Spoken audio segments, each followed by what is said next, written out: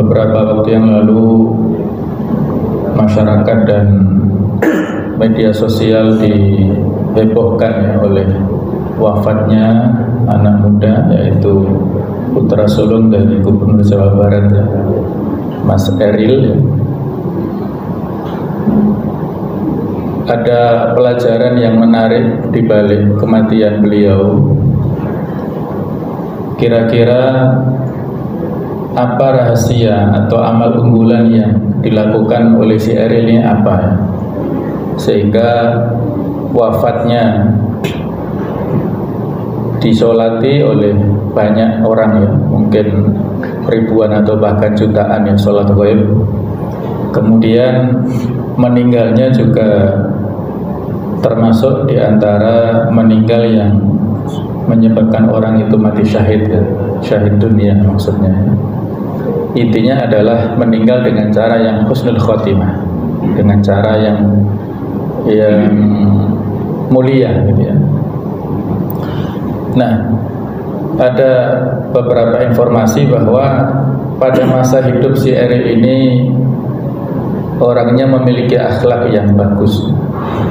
Beliau walaupun seorang anak dari keluarga terhormat, ya, dari putra pejabat, dulunya ayahnya adalah wali kota Bandung, orang nomor 1 di kota Bandung, sekarang orang nomor 1 di Jawa Barat.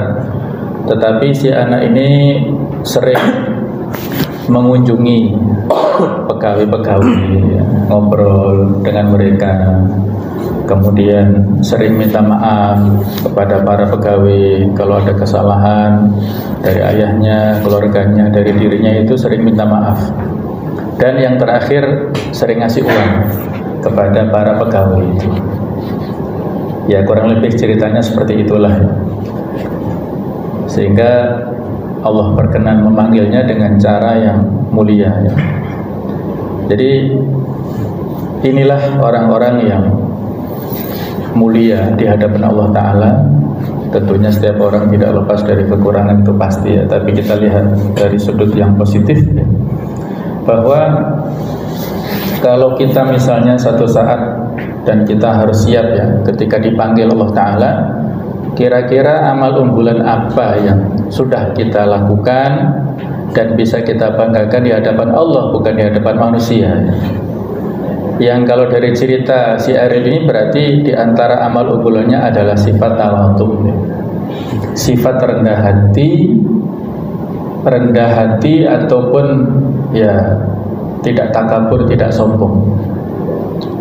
Jadi tema kita pada kultum ini adalah tentang tawadhu. Bagaimana kita berusaha untuk mengkondisikan hati kita ini selalu dalam keadaan tawadhu, rendah hati, tidak merasa lebih baik daripada orang lain. Lawan daripada tawadhu adalah takabur. Takabur ini sifat yang sangat bahaya, akhlak ataupun sifat buruk yang dimiliki oleh iblis pada saat dulu diperintahkan Allah untuk sujud kepada Nabi Adam, tidak mau.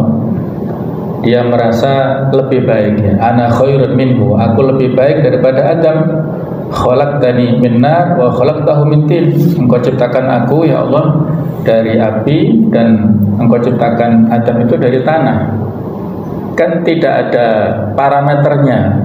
Apakah api itu lebih baik daripada tanah? Kan nggak ada ukurannya, ya. Itu hanya apologis saja, hanya alasan dari iblis untuk tidak mau mengikuti perintah Allah. Aba wastakbara wa kana minal kafirin. Iblis enggan dan takabur, termasuk di antara orang-orang kafir. Jadi takabur ini sifat yang sangat bahaya. La yadkhulul jannah man kana fi qalbihi mithqal dzarratin minal kibr. Tidak akan masuk surga orang yang dalam hatinya itu ada satu biji yang kecil saja daripada sifat takabur. Jadi sangat bahaya. Sehingga bagaimana kita berusaha untuk mengkondisikan hati ini selalu memiliki sifat yang rendah hati, tawadhu, sebagaimana Allah menggambarkan inilah sifat ibadur rahman, hamba-hamba Allah yang maha pengasih, wa ibadur rahmanil ladzina yamshuna 'alal ardi hauna. Hamba-hamba Allah itu adalah mereka yang berjalan di muka bumi ini dalam keadaan yang rendah hati, tawadhu, wa idza khatabahumul jahiluna qalu salama. Ketika disapa ataupun ada orang-orang yang tidak kenal memperlakukan dengan tidak hormat ataupun mengatakan kalimat-kalimat yang tidak tepat, dia berlapang dada, tidak membalas kalimat-kalimat buruk dengan balasan yang buruk juga ya. Mungkin dia belum kenal siapa kita, atau mungkin dia lagi ada masalah dengan keluarganya dan lain-lainnya. Jadi itulah sifat orang yang tawadhu. Jemaah sekalian, bagaimana kita supaya memiliki sifat tawadhu ini? Ada resep singkat dari Imam Ghazali dalam kitab Bidayatul Hidayah, yaitu dengan cara muhasabah nafsiyah, dengan cara mengevaluasi diri sendiri, senantiasa melakukan evaluasi muhasabah terus-menerus kepada diri kita. Jadi melihat kepada diri kita ya. Nah, dalam konteks ini ada 5 poin yang bisa kita lakukan bagaimana supaya kita memiliki sifat tawadhu ini dengan muhasabah nafsiyah ya. Pertama, apabila kita melihat orang lain yang lebih muda usianya, pasti di dalam lingkungan ya, baik itu lingkungan kantor, lingkungan kerja, lingkungan keluarga, lingkungan masyarakat, ada perbedaan usia pasti ya. Nah, supaya kita itu memiliki sikap tawadhu adalah pada saat kita melihat orang lain yang usianya lebih muda, maka sudut pandang kita adalah bahwa orang ini usianya lebih muda dari saya, berarti kemaksiatannya lebih sedikit, durhakanya, dosanya lebih sedikit daripada saya yang lebih tua, yang dosanya dan kesalahannya lebih banyak, sedangkan dia lebih sedikit. Maka saya yakin dia lebih baik daripada saya. Itu cara pertama. Yang kedua caranya adalah apabila kita melihat orang lain yang usianya lebih tua daripada kita, maka sudut pandang kita adalah kita berpikir orang ini usianya lebih tua, pengalamannya lebih banyak, dan amal solehnya lebih banyak, maka orang itu lebih baik daripada saya. Nah, itu sudut pandangnya ya. Orang itu amalnya, kebaikannya melebihi saya karena dia lebih tua, lebih tahu tentang masalah Islam dan sebagainya ya. Jadi sudut pandangnya dari situ ya. Orang tua amal solehnya lebih banyak. Yang ketiga, cara supaya kita tawadhu adalah apabila kita melihat orang yang lebih berilmu. Kalau ini lebih mudah caranya ya. Kalau kita melihat orang yang lebih berilmu, maka kita berhusnudzon, berbaik sangka bahwa orang ini lebih banyak ilmunya dari saya, lebih banyak menyebarkan ilmunya, lebih banyak berdakwah di masyarakat, lebih banyak menasihati kepada masyarakat, lebih banyak bisa mengajak orang kepada kebaikan. Berarti dia lebih baik daripada saya. Ini saya kira lebih mudah ya.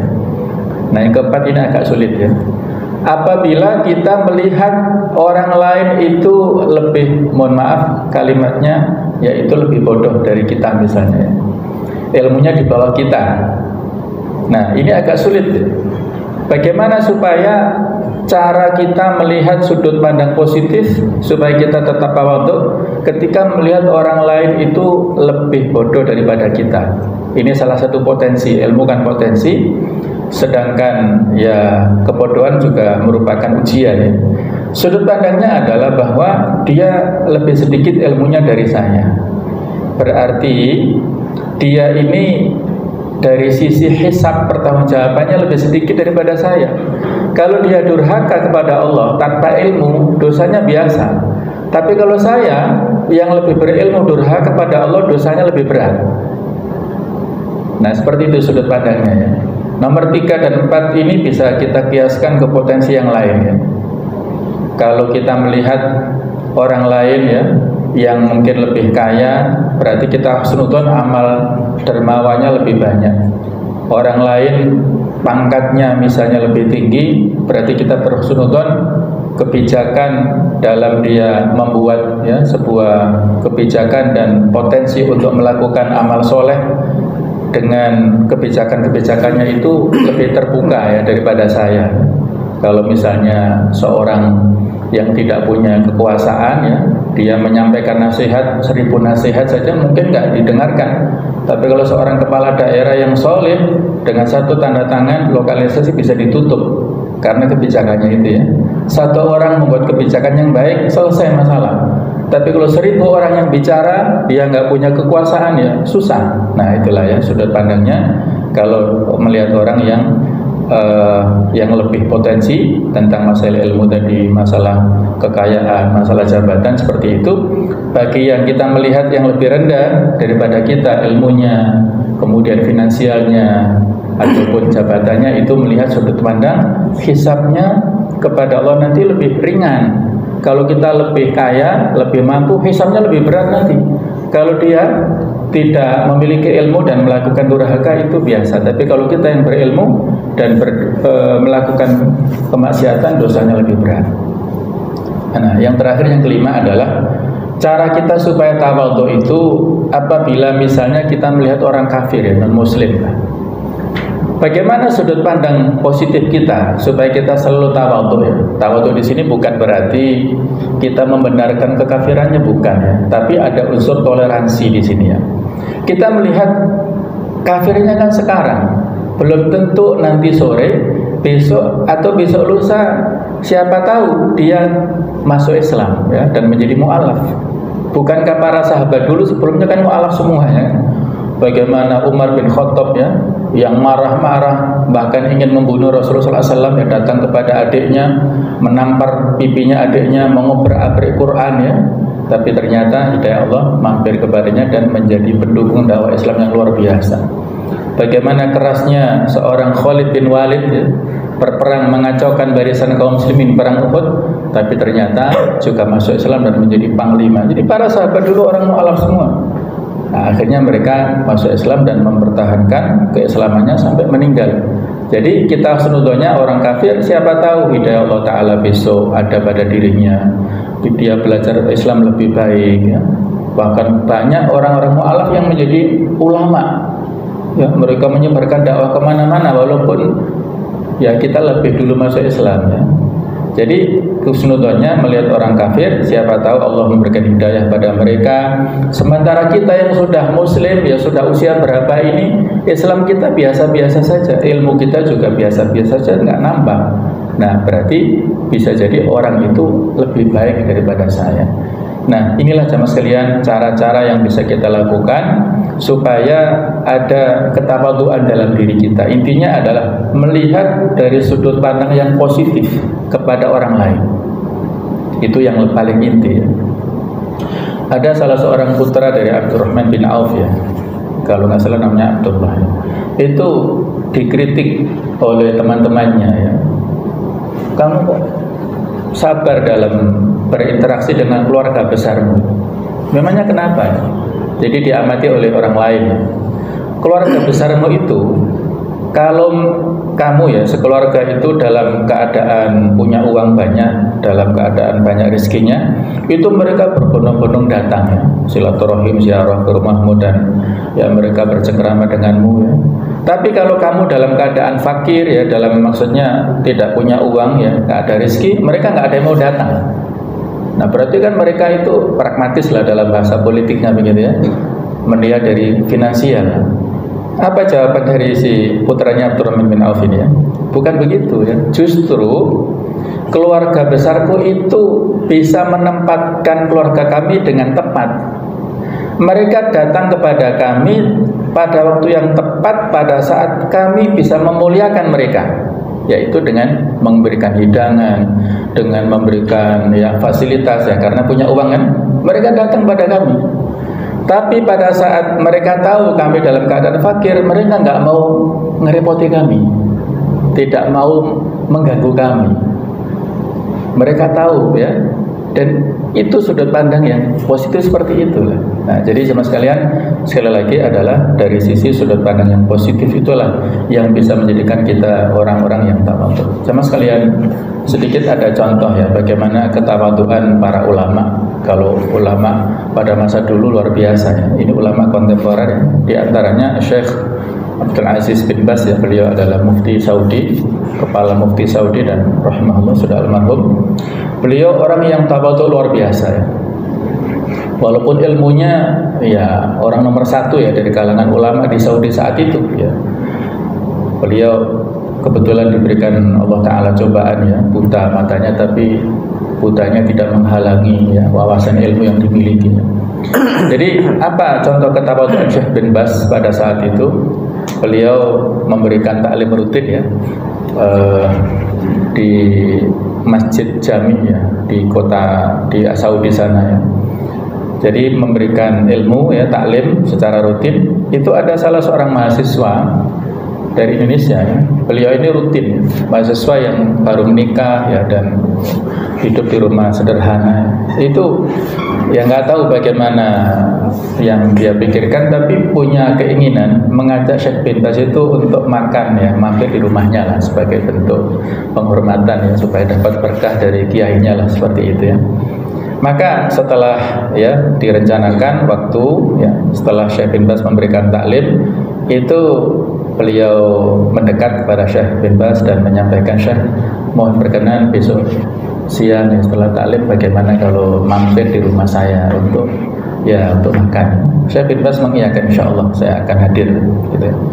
Nah sampai pada besoknya beliau memenuhi janjinya ya.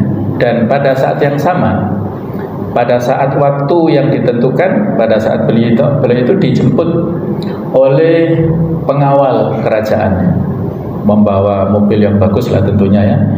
Kemudian Syekh bin Baz mengatakan kepada pengawal raja ini, sebentar, saya kemarin dibilangi seorang anak muda, tolong carikan dia.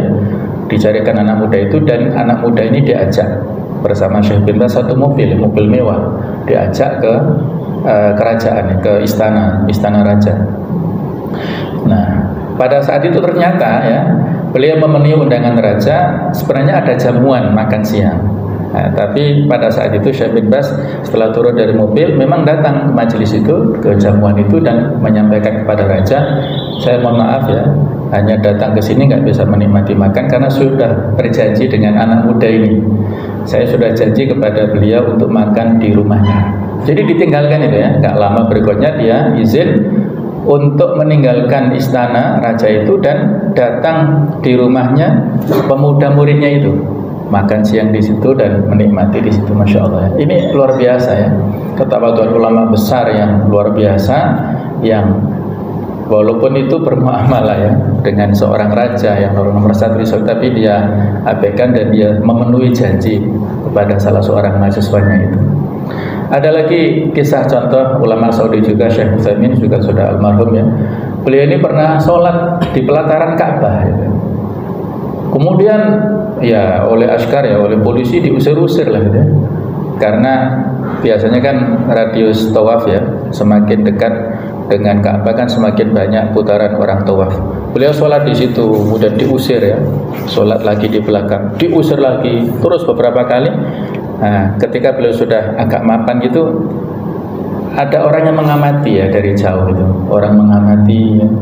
Itu menurut saya kok Syekh Utsaimin ya sholatnya seperti itu ya, dikenal betul orang itu. Nah pada saat ada polisi mau mengusirnya lagi, itu dipanggil polisinya, kamu tahu nggak ini Syekh Kabir ya, Syekh Utsaimin. Polisinya baru, oh ya ternyata betul ya. Baru kemudian ditunggu sampai selesai sholat, dan polisi ini mempersilahkan ya kepada Syekh itu untuk sholat di dekat imamnya Masjidil Haram saat itu ya, Masya Allah. Tapi beliau nggak mau, dipersilahkan untuk dekat ya di belakang imam, pas itu nggak mau, dan dia menikmati sholat bersama dengan para jamaah yang lain. Masya Allah. Ini hanya sebagian kecil ya daripada ketawadhuan para ulama kita yang luar biasa ya. Mereka ilmunya luar biasa, tapi semakin orang itu berilmu maka semakin khusyuknya, rasa khosyahnya, rasa ketawadhuannya itu semakin luar biasa. Mudah-mudahan yang sedikit ini bisa memberikan inspirasi kepada kita semuanya. Apapun potensi yang kita miliki, seberapapun tinggi pangkat jabatan kita, apapun atau setinggi apapun, sebanyak apapun ilmu yang kita miliki, tapi sebenarnya itu tidak ada lain adalah titipan Allah Ta'ala. Kalau kita tidak bisa menjaga amanah itu, Allah satu saat akan mencabut dengan gampang sekali ya. Dengan mudah sekali Allah mencabut apapun yang kita diberikan titipan pada saat ini. Ilmu kita, harta kita, keluarga kita, jabatan kita itu sangat mudah dalam kekuasaan Allah Subhanahu wa taala. Menurut Hasan al-Basri, bahwa ciri orang yang tawadhu itu adalah pada saat dia keluar rumah bertemu dengan seorang muslim lainnya, maka dia merasa bahwa orang itu lebih baik daripada dirinya. Intinya di situ ya. Inti ketawadhuan seperti itu, melihat orang muslim yang lain lebih bagus daripada dirinya. Jadi intinya seperti itu. Kemudian ada cara lagi yang bisa kita lakukan dengan berdoa. Karena tawadhu ini kan perbuatan hati ya. Sebagaimana sombong itu perbuatan hati. Orang berpenampilan secara parlente, mobilnya bagus, pakaiannya bagus, itu belum tentu lebih sombong daripada orang yang, mohon maaf, berjalan kaki, berpenampilan yang sangat memprihatinkan. Belum tentu ya, belum tentu yang lebih bagus itu lebih sombong, belum tentu, karena ada di dalam hati kita masing-masing. Nah, bagaimana kita dalam hal ini adalah mengkondisikan hati ya. Dengan cara apa? Dengan berdoa. Ada sebuah hadis yang bisa kita amalkan, doanya ringkas ya. Kalau kita salah pahami hadis ini bisa salah. Jadi doanya mudah kita ucapkan dan bisa kita amalkan. Mumpung saya ingat tadi ya, terima kasih telah diingatkan, bahwasanya doa yang bisa kita amalkan seperti ini. Allahumma ahyini miskinan wa amitni miskinan wahsyurni fi zumratil masakin. Ya Allah, hidupkanlah aku dalam keadaan miskin. Di sini bukan fakir ya, tapi tawadhu. Hidupkanlah aku dalam keadaan tawadhu, matikanlah aku dalam keadaan tawadhu, dan kumpulkanlah aku bersama dengan orang-orang yang tawadhu. Nah, jadi itu bisa kita amalkan. Doa ini bisa kita baca pada saat sujud, pada saat waktu-waktu mustajab. Itu mudah kita amalkan ya. Kita hafalkan, kita amalkan mudah. Jadi miskin di sini bukan fakir. Ya, ini yang perlu didudukkan. Ada beberapa hadis yang tidak bisa kita maknai secara harfiah, dohir enggak, tapi makna majazi, kiasan ya. Jadi miskin di sini adalah mutawadhi'an ya. Allahumma ahyini miskinan. Monggo kita baca bersama-sama. Allahumma ahyini miskinan wa amitni miskinan wahsyurni fi zumratil masakin. Nah, coba diulang lagi. Allahumma ahyini miskinan wa amitni miskinan wahsyurni fi zumratil masakin. Nah, itu ya, itu bisa kita baca ya, untuk menjadikan hati kita ini lembut ya, tawadhu, dan insya Allah dengan kelembutan hati itulah kita akan bisa mendapatkan ya hidayah istiqomah ya, supaya kita selalu dalam kebaikan. Allahu a'lam bishawab. Demikian kurang lebihnya. Mohon maaf, ini adalah nasihat untuk diri saya pribadi ya. Saya tidak lebih baik daripada Bapak Ibu semuanya. Kita selalu terus belajar untuk mengarah kepada yang lebih baik lagi.